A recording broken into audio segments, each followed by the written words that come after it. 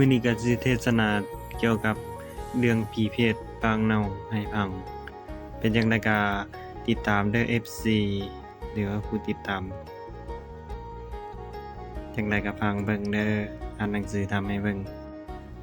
ให้เบิ่งให้ฟังทั้งเบิ่งทั้งฟัง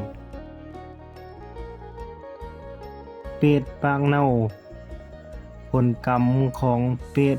ปางเน่าเที่ยวล่าเว้าคนอื่นทั้งที่บ่ฮู้เรื่องของตนเอง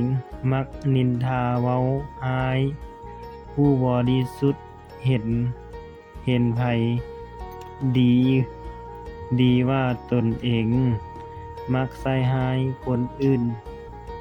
เอาดีใส่ตัวเองเอาชั่วใส่คนอื่นอิจฉาริษยาจิตใจสกปรกเว้าล่าพ่อแม่ครูบาอาจารย์และผู้มีพระคุณในปากจะมีหนอนออกจากปากฉะนั้นจะถูกตัดดินบ่ให้เว้าได้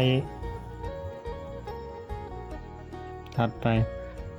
กินได้แต่ของสกปรกฉะนั้นอย่าใส่ปากสร้างวจีกรรมเอิ้นว่ากรรมทางปากเจริญสุขเจริญธรรม